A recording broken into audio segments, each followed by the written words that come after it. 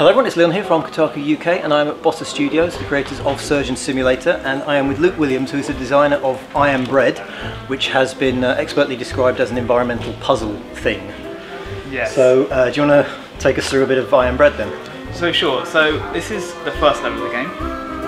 You are part of a sentient loaf of bread who Good start. sole goal in life for every slice is it just wants to become toast. Yeah. Now we start in the kitchen and kind of it's up to the player then to figure out, okay, how am I going to become toast in this environment, and then how am I going to get there, or change in ways. Now in the kitchen it's quite obvious, you've got kind of toasters, you've got hobs, all these other things you can kind of cook yourself on. Yeah. And the way you kind of basically control the bread is with each corner of it. So if I kind of like grab the right bumper there, then with the control stick, I'm basically swiveling the bread around that corner. Yeah. I can hold multiple corners, like the triggers there, and then I can essentially flop the bread around the environment. Is that like a pro move? Yeah. It's the basic form of locomotion in the game. And then you'll see I have my grip meter at the top there, so I can actually only grab hold of stuff for a certain amount of time. Okay. And the floor is dirty, and you'll see if I go on the floor that I'll actually lose my edibility. So I'll flop myself on the floor there. See, my edibility will start to go down because you're on the floor, floors are dirty, and you don't want to go on the floor. Is that the 4-second rule? Does it take 4 seconds to... No, it's a little bit longer, a little bit more forgiving than that. So you can continue to eat the bread after 4 seconds.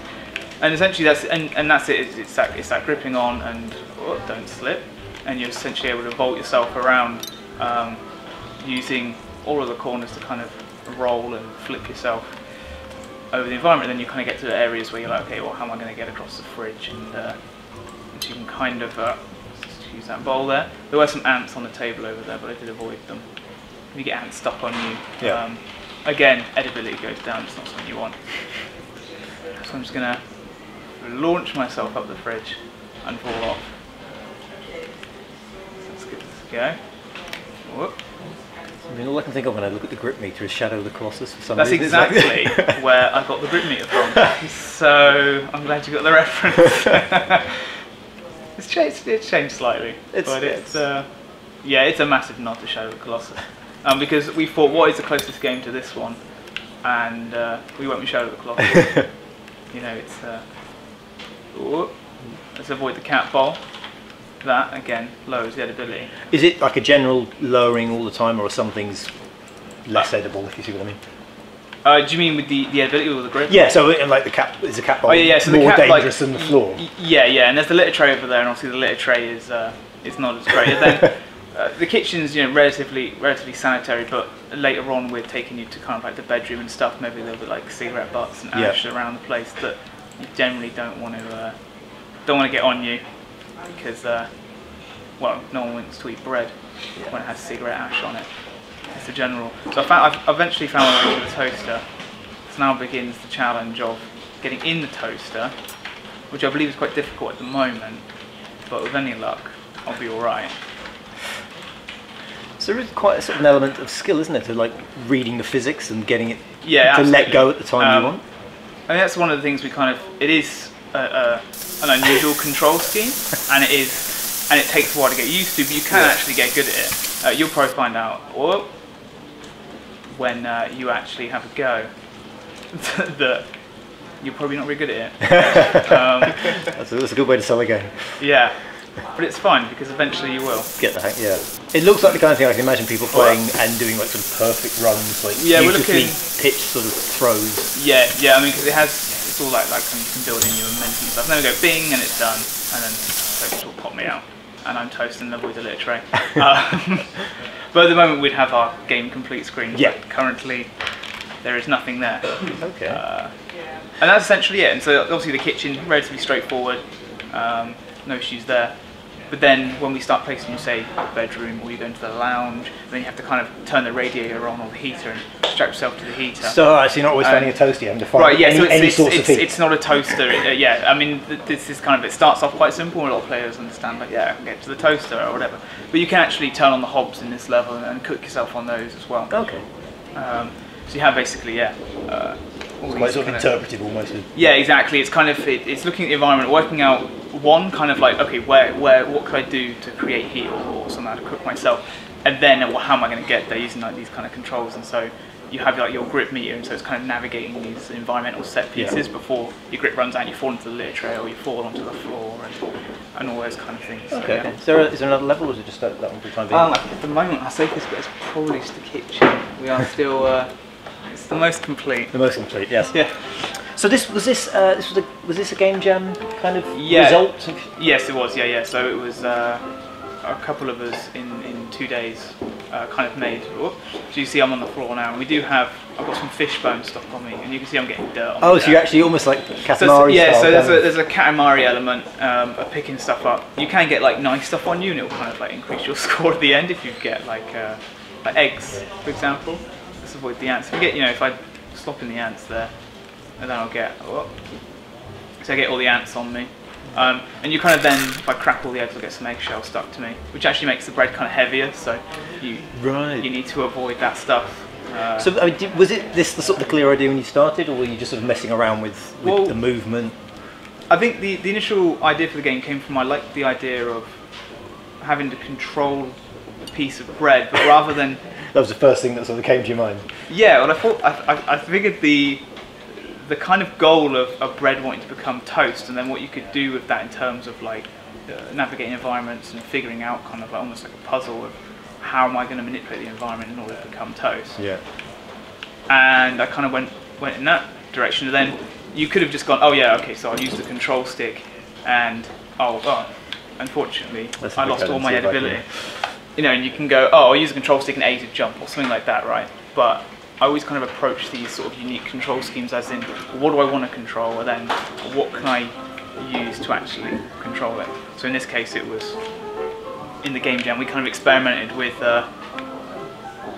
using the corners. Yeah. Oh yeah, it's not all stuff that Office 62 is bad. If you notice, I have the grip meter. If I rub myself up against jam and get some jam on there, when that surface is in contact with any surface, I'll actually slide slower, so I can regain my grip meter while kind of sliding down. But then also, if I rub myself on butter, I'll get like less friction. I can slide myself across surfaces.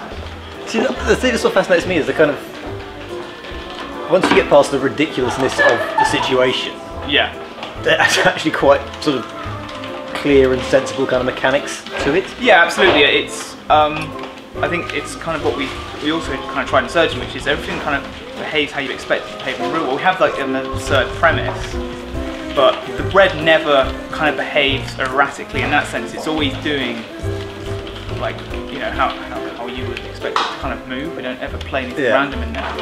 And then you have just the environment kind of behave in a semi-realistic way. Like obviously, he's strong enough to smash glass, but in terms of edibility, it might be some grip there. Yes, if you kind of imagine it's like you're pulling the bread from away, like kind of towards you, and then you're pushing it away. It takes a little bit to get used to. So if you pull away now, then push forward, you'll kind of be able to flip yourself up. And don't fall. Oh no! If you just try holding on to just one trigger, and you might be able to maneuver yourself between the gap. Oh, wow. There you go. Almost got it. Maybe right bumper there. There we go. And flip yourself out the rest of there. Yes. No. Oh, sorry. It's on the chair. It's on the chair. You're not quite on the floor yet. So, I mean, yeah, the basic premise is kind of getting a grasp on the controls and then navigating through increasingly kind of more complex environments. So at the moment, the game is all kind of set within this house. Yeah.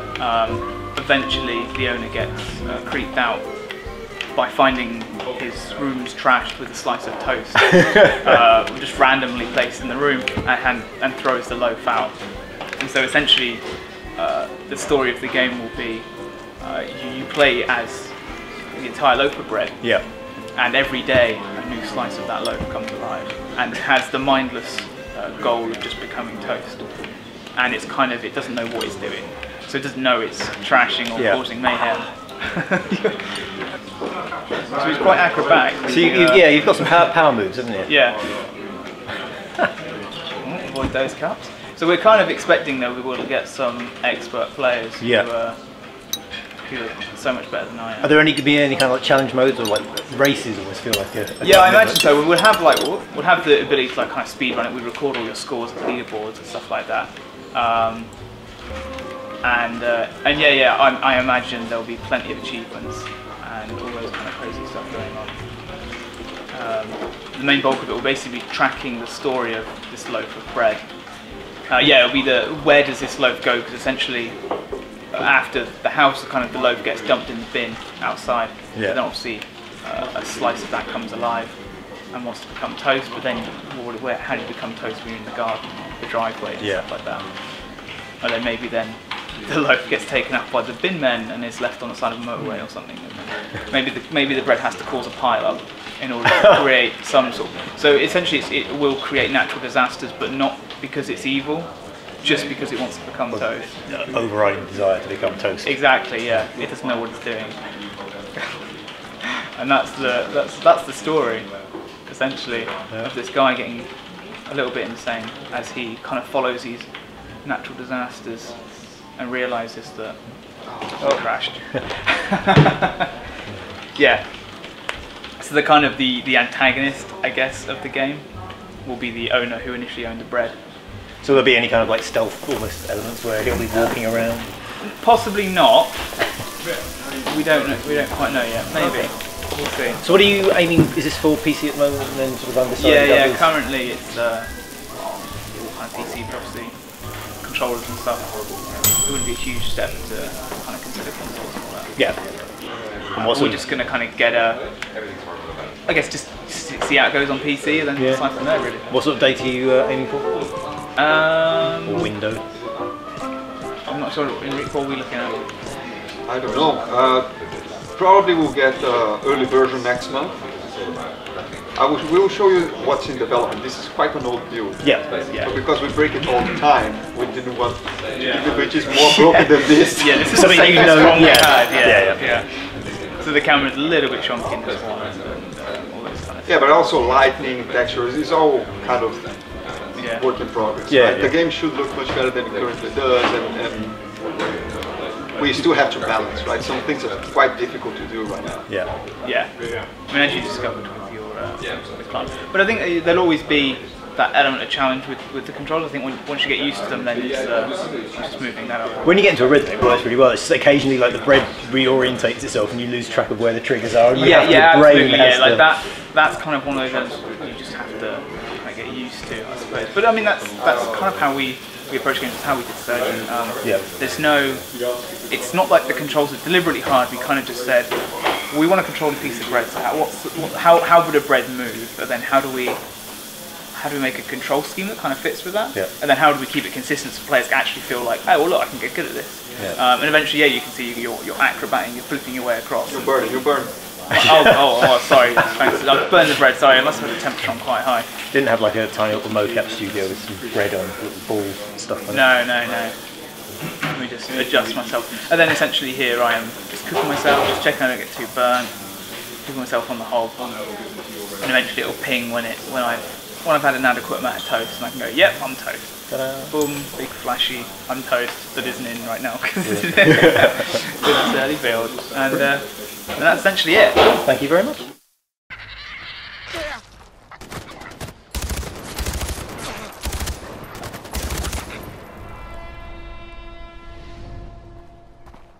Lethal and trying to be basically like a good cop. You've got a taser gun, you're sort of rewarded to some extent for not killing people. There's a scoring system that hasn't been pinned down yet that will